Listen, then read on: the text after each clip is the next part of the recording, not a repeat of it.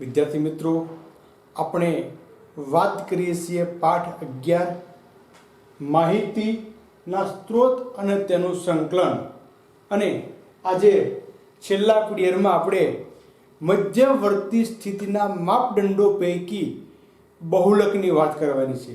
અત્યાર સુધીમાં આપણે માહિતીની જરૂરિયાત, માહિતીના પ્રકારો, માહિતીનું વિશ્લેષણ, માહિતીનું વર્ગીકરણ, ત્યાર પછી આપણે જે બાબત જોઈ એ આંકડાકીય પ્રયુક્તિઓ, અને આ પ્રયુક્તિમાં મધ્યવર્તી સ્થિતિના માપદંડોની આપણે ચર્ચા કરી, જેમાં આપણે સૌપ્રથમ મધ્યક કે તમામ પ્રાપ્તાંકોના તમામ અવલોકનના સરવાળાને પ્રાપ્તાંક વડે ભાગવાથી આપણને મધ્યક મળે છે, જેને આપણે x12 તરીકે ઓળખીએ છીએ.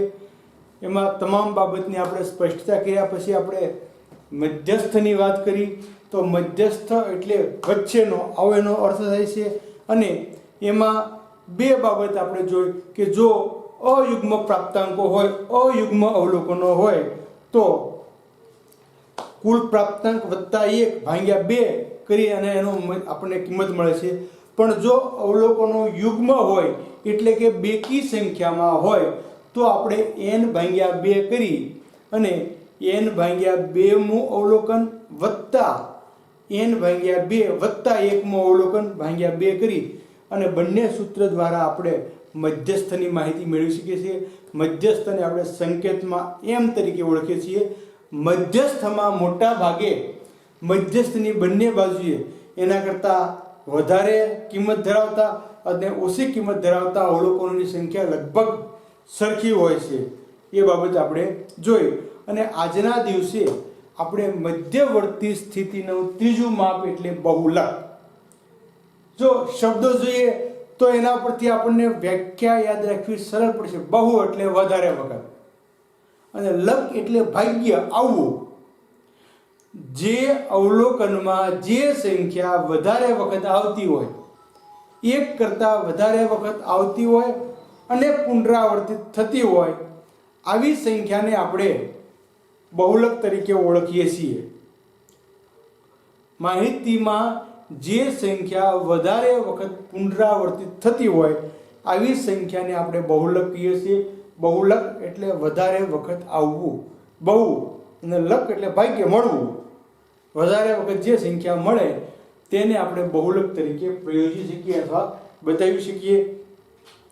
તો હવે મૂળ વાત ઉપર આપણે આવીએ છીએ કે આંકડાકીય માહિતીમાં આ તમામ પ્રયુક્તિઓ આપણે જે પ્રયોજી છે, મધ્યસ્થ, મધ્યક અને બહુલક, આ આંકડાકીય માહિતી માટે છે. આંકડાકીય પ્રયુક્તિઓ આપણે જોઈએ છીએ.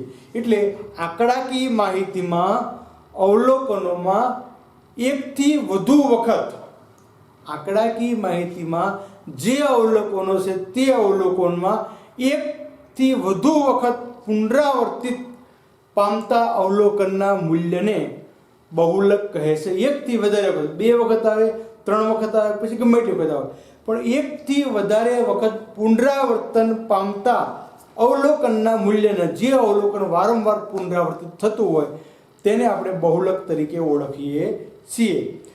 બહુલકને અંગ્રેજી મૂળાક્ષર Z સંજ્ઞાથી સૂચિત કરવામાં આવે છે. એની સંજ્ઞા છે Z. બહુલક યાની Z, જે તમે ધોરણ 10માં ગણિતમાં ભણ્યા હશો. એટલે બહુલક છે અને બહુલકને અંગ્રેજી મૂળાક્ષર Z જેવી સંજ્ઞાથી સૂચિત કરવામાં આવે છે. અત્યાર સુધી આપણે જોયું કે મધ્યક અને મધ્યસ્થમાં જવાબ તરીકે એક જ અવલોકન આવે છે. કોઈ પણ માહિતી તમે મધ્યક શોધો કે મધ્યસ્થ શોધો, એનો જવાબ એક જ અવલોકન આવે. પરંતુ અહીં બહુલકમાં એક અથવા એક કરતાં વધારે જવાબ મળી શકે છે. બહુલક એક જ આવ્યો નથી. રીત પ્રમાણે આપણે જોઈશું ત્યારે ખ્યાલ આવશે કે કોઈ પણ માહિતીનો બહુલક 1 મળે, કોઈ માહિતીનો બહુલક 2 મળે, અથવા કોઈ માહિતીનો કોઈ માહિતીનો બહુલક 2 કરતાં વધારે પણ મળી શકે. એટલે બહુલક એક જ મળે એવું નક્કી નથી. અહીંયા આપણે જોઈએ કે એક જ બહુલક હોય તેવી અંકાત્મક માહિતીને એક બહુલકીય માહિતી કહેવામાં આવે છે. જે માહિતીમાં જે અંકાત્મક માહિતી છે, અંકોની આંકડાકીય માહિતી છે, આ માહિતીમાં એક જ બહુલક હોય, આવી માહિતીને એક બહુલકીય માહિતી કહેવામાં આવે છે. અને બે બહુલકો ધરાવતી માહિતીને દ્વિબહુલકીય માહિતી કહેવામાં આવે છે. કોઈ પણ બહુપદીમાં બે બહુલક હોય તો તેને આપણે દ્વિબહુલકીય માહિતી તરીકે પણ ઓળખીએ છીએ. એક બહુલક હોય તો એક બહુલકીય માહિતી અને બે બહુલક હોય તો દ્વિબહુલકીય માહિતી આપણે કહીએ છીએ. અને જો બે કરતાં વધારે બહુલક હોય તો ગણિતની ભાષામાં અમારી પ્રશ્ન અમારા વિષય પ્રમાણે તમને કહી શકું કે બે કરતાં વધારે માહિતી હોય તો એને બહુબહુલકીય માહિતી તરીકે ઓળખવામાં આવે છે. તો અહીંયા સુધીની બાબત આપણે પોઈન્ટના સ્વરૂપમાં જોઈએ તો તમે પણ આ બહુલક વિશે સમજૂતી આવે તો આપણે કઈ રીતે આપી શકીએ. આંકડાકીય માહિતીના અવલોકનમાં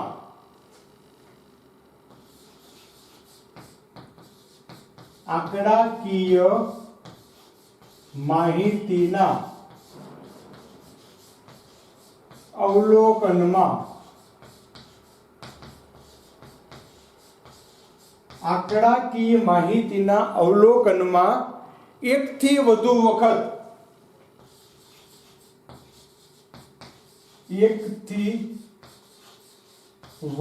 વખત પુનરાવર્તિત આંકડાકીય માહિતીના અવલોકનમાં એકથી વધુ વખત પુનરાવર્તિત થતા અવલોકનના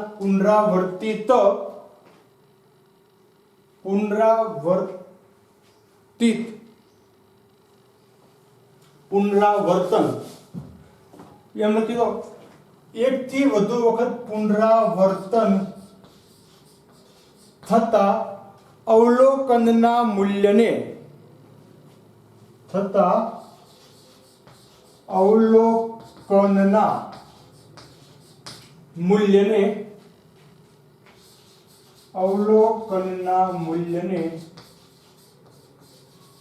બહુલક એકથી વધુ વખત પુનરાવર્તન થતા અવલોકનના મૂલ્યને બહુલક કહે છે.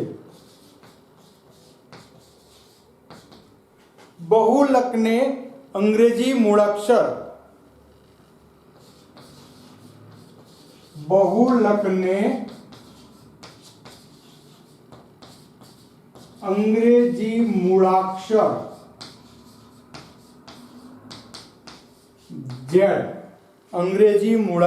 Z જેવી સંજ્ઞાથી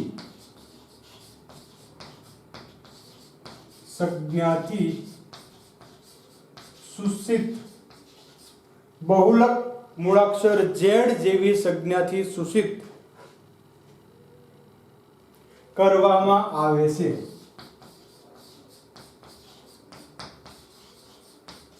Z જેવી સંજ્ઞાથી સૂચિત કરવામાં આવે છે. મધ્યસ્થ અને મધ્યક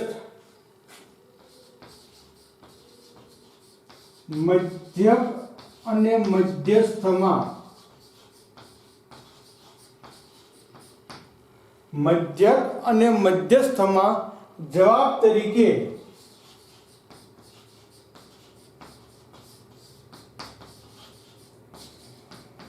એક જ અવલોકન આવે છે.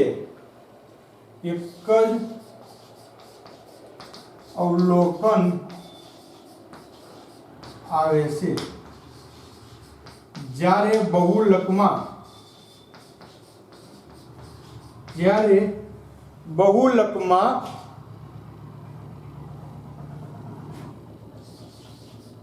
એક અથવા એકથી વધારે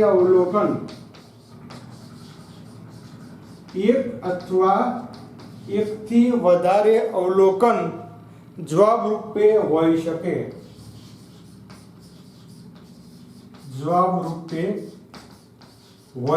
એક જ આવું નથી, એક પણ આવી શકે અને અથવા એકથી વધારે પણ આવી શકે. ઘણી વખત એવું બને એક પણ ન પણ હોય એવું પણ બની શકે, કોઈ માહિતીનો બહુલક ન પણ હોય એવું બની શકે.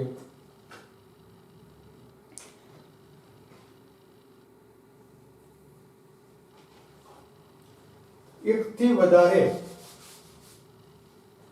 બહુલકમાં એકથી વધારે અવલોકન જવાબ રૂપે હોઈ શકે. એક કાઢને એક કરતા ઓછા પણ આવી શકે અને એક કરતા વધારે પણ આવી શકે. એટલે બંને શબ્દો આપણે અહીંયા રાખીએ છીએ જેથી કરી સમજવામાં ભૂલ ન થાય. તો અહીંયા આપણે જોઈએ કે એક જ બહુલક હોય, એક જ બહુલક હોય, એક જ બહુલક હોય, કોઈ પણ માહિતીમાં માત્ર એક જ સંખ્યા પુનરાવર્તિત થતી હોય તો એક જ બહુલક હોય તેવી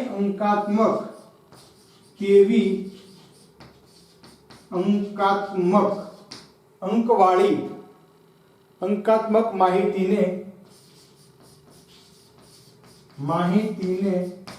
એક બહુલકીય માહિતી,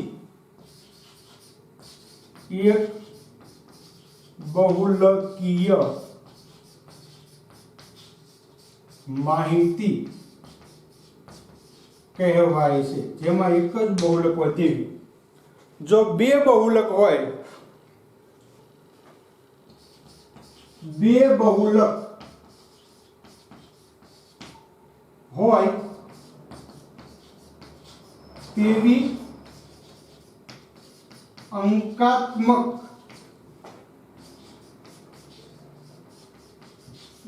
માહિતીને, બે બહુલક હોય તેવી અંકાત્મક માહિતીને દ્વિબહુલકીય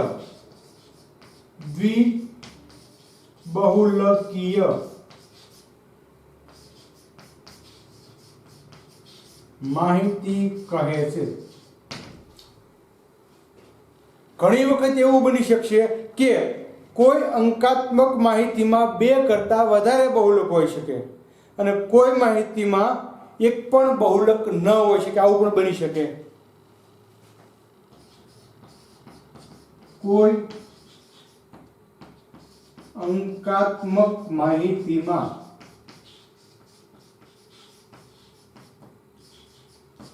બે કરતા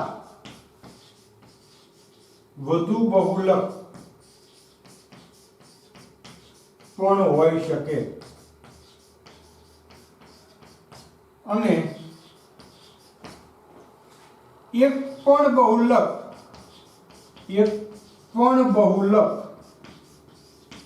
ન હોય, એક પણ બહુલક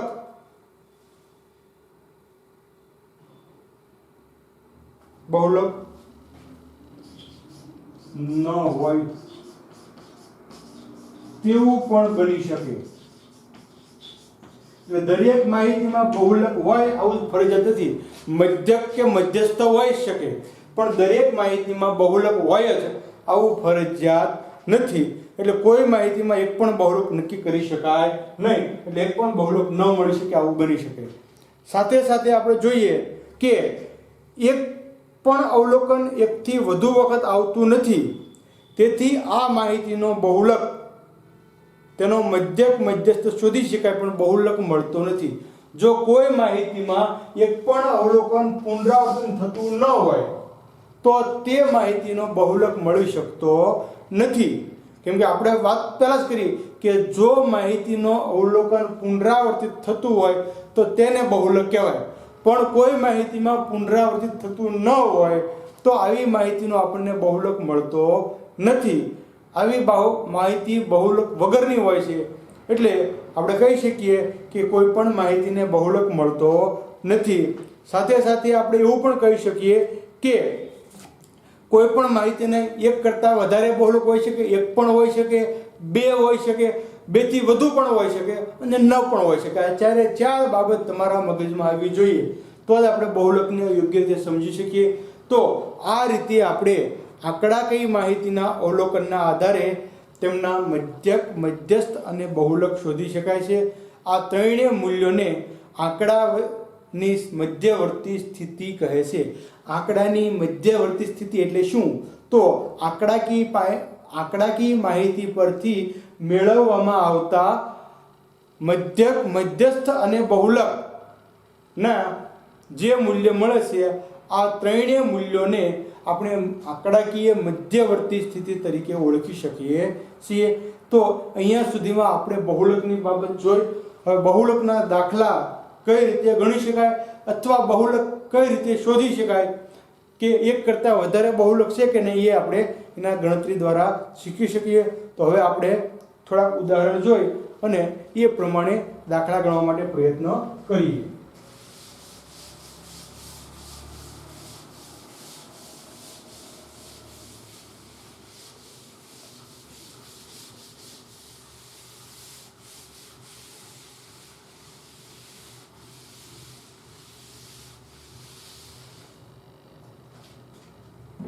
તો પ્રથમ અહીંયા જોઈએ કે બૂટ વેચતી એક દુકાનમાં એક દિવસ દરમિયાન નીચે જણાવેલા માપના બૂટનું વેચાણ થયું. પ્રથમ દાખલો, બૂટ વેચતી એક દુકાનમાં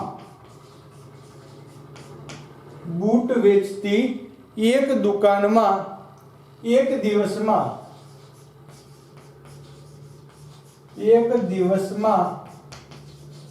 નીચે મુજબના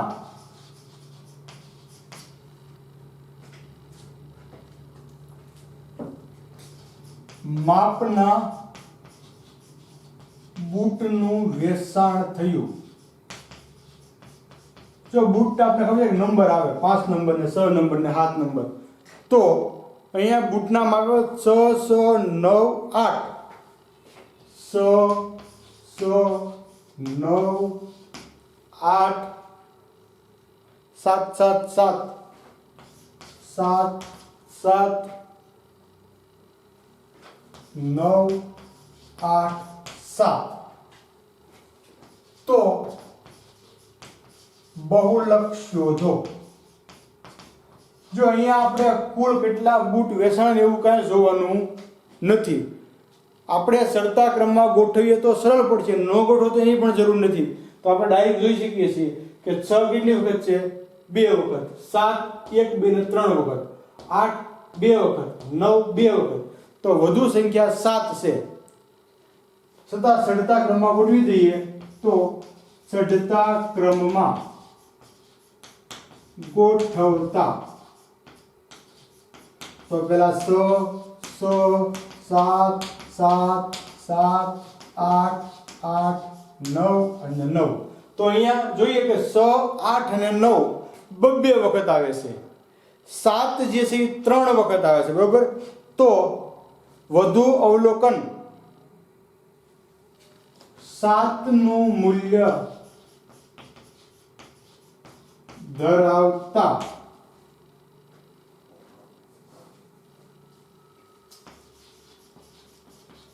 અવલોકન 3 છે, વધુ વખત છે, બરોબર.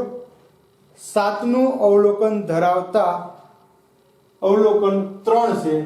તેથી બહુલક z બરાબર 7. આ રીતે આપણે કોઈ પણ માહિતીનો બહુલક સરળતાથી મેળવી શકીએ છીએ. બીજી કોઈ વિગત આમાં જોવાની નથી. ક્રમમાં ન ગોઠવો તો પણ ચાલશે, કેટલા અવલોકન છે એ પણ જોવાનું નથી, વધુ કયો અવલોકન આવે એ જ આપણે જોવાનું છે. બીજી કોઈ બાબત આપણે જોવાની નથી. નેક્સ્ટ બીજો દાખલો આપણે જોઈએ.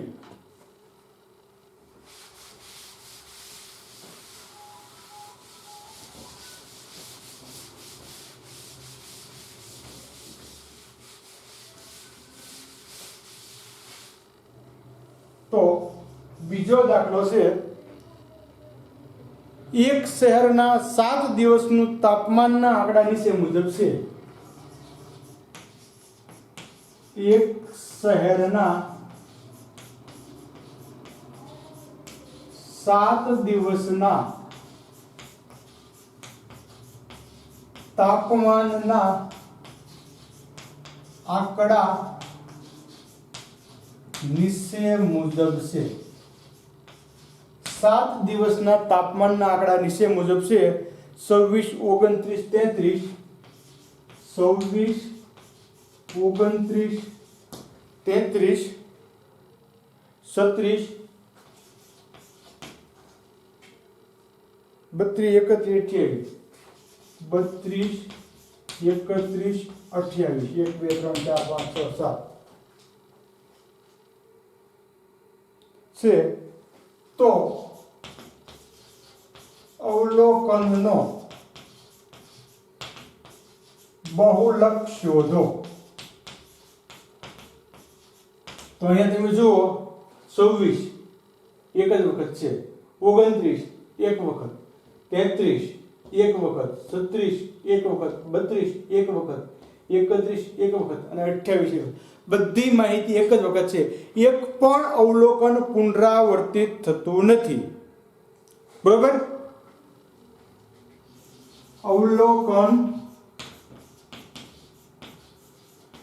પુનરાવર્તન થતું નથી.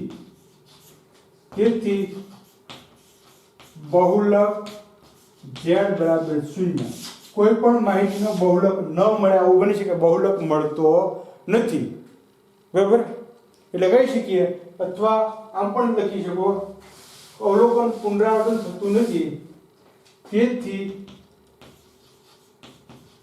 આપેલ માહિતી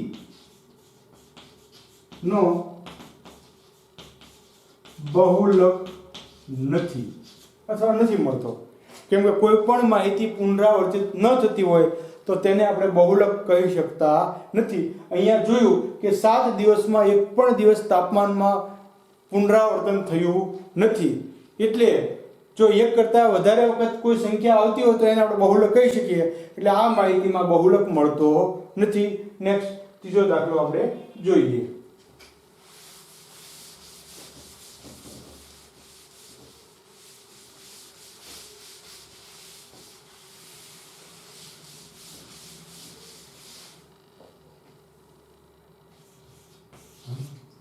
દાખલા નંબર 3.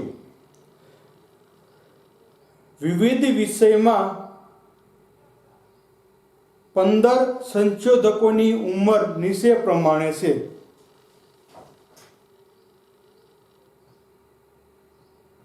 15 સંશોધકોની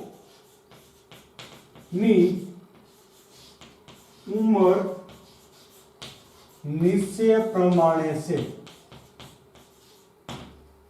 તો માહિતીનો બહુલક શોધો. 15 સંશોધકોની ઉંમર નીચે પ્રમાણે છે તો માહિતીનો બહુલક શોધો. અહીંયા આપણે 15 સંશોધકોની ઉંમર જોઈ લઈએ તો 23 27 23 23 27 23 30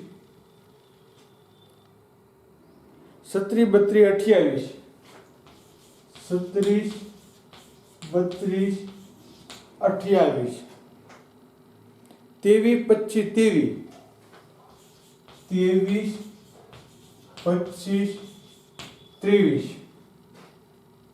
23 25 23 30 35 30 30 35 30 30 35 30 30 28 30 28. તો આપણે ક્રમાણુ સાહેબ જોઈએ તો 23 કેટલી વખત છે? 1 2 3. બરોબર? નક્કી નિશ્ચય કરીએ તો આપણે ખ્યાલ રહે, અથવા ચડતા ક્રમમાં લખીને તો વાંધો. ચડતા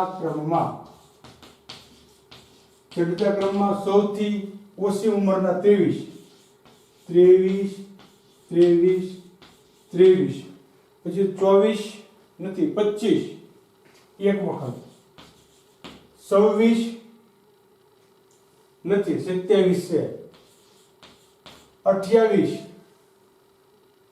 1 2 28 છે 2 વખત, પછી 29 નથી 30 તો 30 1 2 અને 3 4 30 જે છે આપણને 4 વખત મળે છે. સોરી 23 રહી ગયો ભાઈ. હા 23 ત્યાર પછી 25 ત્યાર પછી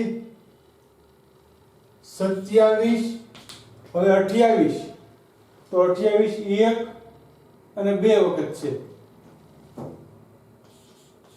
28 2 વખત. હવે 30 તો 1 2 3 અને 4 વખત. 1 2 3 અને 4 વખત 30. પછી 31 નથી 32, પછી 33 નથી 34 નથી 35 અને 36. 35 અને 36 15 થી ગણવા પડશે. 1 2 3 4 5 6 7 8 9 10 11 12 13 14 15 થઈ ગયા. તો અહીંયા આપણે જોઈએ છીએ કે 23 4 વખત આવે છે અને 30 4 વખત આવે છે. 23 છે એ 4 વખત આવે છે અને 30 છે એ 4 વખત આવે છે. તો 23 અને 30 4 વખત પુનરાવર્તિત થાય છે. તેથી માહિતીનો બહુલક 23 અને 30 બે બહુલક મળશે આપણને. 23 પણ બહુલક છે અને 30 પણ બહુલક છે. એટલે એક કરતાં વધારે વખત મળે તો આપણે આ રીતે એનો બહુલક છે એ મેળવી શકીએ છીએ. તો અહીંયા સુધીમાં આપણે 3 દાખલા જોયા. હજી એક દાખલો તમારા ટેક્સ્ટમાં આવેલો છે એ આપણે જોઈ લઈએ તો આપણને ખ્યાલ પડે કે બહુલક કઈ રીતે મેળવીએ છીએ. ફરી વખત તમને કહું છું કે અહીંયા તમારે ચડતા ક્રમમાં ગોઠવવું એવું ફરજિયાત નથી. તમે ડાયરેક્ટ પણ એનો જવાબ જે છે લખી શકો છો કે ભાઈ આ સંખ્યા છે આટલી વખત પુનરાવર્તિત થાય છે એટલે આ એનો બહુલક છે. ચોથો દાખલો, નીચે આપેલ માહિતીનો બહુલક શોધો. નીચે તમને જે માહિતી આપી છે આ માહિતીનો તમારે બહુલક મેળવવાનો છે. તો માહિતી તમને આપેલી છે 27 20 18 27 20 18 20 20 27 20 20 27 20 18 17 20 18 અને 17. હવે આમાં તમે જુઓ તો 27 થી 2 વખત છે, 20 1 2 3 અને 4 વખત, 20 છે એ 4 વખત છે, 18 2 વખત છે, 17 1 વખત છે. તો આપણને ડાયરેક્ટ ખ્યાલ આવી જશે કે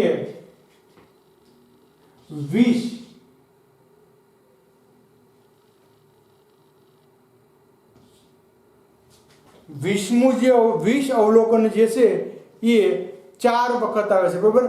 અથવા આ માહિતીમાં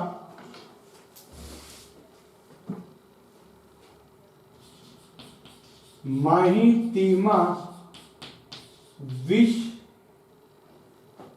નું પુનરાવર્તન 4 વખત થાય છે, 4 વખત થાય છે. તેથી બહુલક બરાબર 20, z બરાબર 20. તમે કોઈ પણ લખી શકો, z પણ લખી શકો અને બહુલક પણ લખી શકો. અહીંયા જે અવલોકન વધારે વખત આવતું હોય એને આપણે બહુલક કહી શકીએ છીએ. તો આજના દિવસે અહીંયા આપણે બહુલક સુધીની વાત જોઈ અને તમામ પાસાઓ આપણે જોયા. તો ત્રણેય મધ્યવર્તી સ્થિતિના માપમાં મધ્યસ્થ, મધ્યક અને બહુલકનો સમાવેશ થાય છે. જેમાં મધ્યસ્થ અને મધ્યકનું મૂલ્ય ફરજિયાત એક જ અવલોકન તમને મળે છે, જ્યારે બહુલકમાં એક પણ ન મળે, એક મળે, બે મળે કે બેથી વધુ પણ તમને એના જવાબો મળી શકે છે. આ બાબતની સ્પષ્ટતા કરી. ફરી બહુલકમાં કહી શકીએ કે આંકડાકીય માહિતીમાં અવલોકનમાં એકથી વધુ વખત પુનરાવર્તન પામતા અવલોકનના મૂલ્યને આપણે બહુલક કહીએ છીએ. અહીંયા 20 છે એ વધારે વખત પુનરાવર્તન પામ્યો છે તો 20 ને આપણે બહુલક તરીકે ઓળખી શકીએ છીએ, અથવા બહુલક માહિતીનો બહુલક 20 એમ આપણે કહી શકીએ છીએ. તો અત્યાર સુધીની તમામ બાબત તમે સમજવા માટે પ્રયત્ન કર્યો છે, અને હવે પછી આપણે જો કુદરત અને સરકાર બંનેને માન્ય છે તો આજે આપણે ફરી વાત રિપીટ કરું છું કે 11મા પાઠને અહીંયા વિરામ આપીએ છીએ. માહિતીના સ્ત્રોત અને તેનું સંકલન. હવે પછી માત્ર આપણે 2 જ પાઠ બાકી બચ્યા છે, પાઠ 1 અને પાઠ 12. બાકીના તમામ પાઠ આપણે ઓનલાઈન એજ્યુકેશનના માધ્યમથી ભણ્યા છીએ. અને હવે વાત રિપીટ કરું છું કે ભગવાન અને સરકાર બંનેને જો અનુકૂળતા હશે તો અહીંથી આપણે દિવાળી વેકેશન પાડીએ છીએ, અને અનુકૂળતા થશે રામ રીજે અને જો કોરોનાનો પ્રકોપ ઘટે તો આપણે આપણું સ્વાસ્થ્ય જાળવી અને ફરી પાછા રૂબરૂ મળીશું.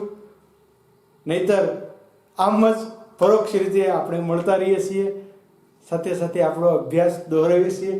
સર્વ વિદ્યાર્થી મિત્રોને દિવાળીની ખૂબ ખૂબ શુભેચ્છાઓ, અને આવનારું નવું વર્ષ તમારા માટે ખૂબ મહત્વનું વર્ષ છે. તો આ વર્ષ તમે તમારી મહેનત પ્રમાણે પરિણામ મેળવો અને હંમેશા આગળ વધતા રહો એવી નવા વર્ષની સર્વ વિદ્યાર્થી મિત્રોને શુભકામના પાઠવું છું. હેપી નૂતન વર્ષાભિનંદન.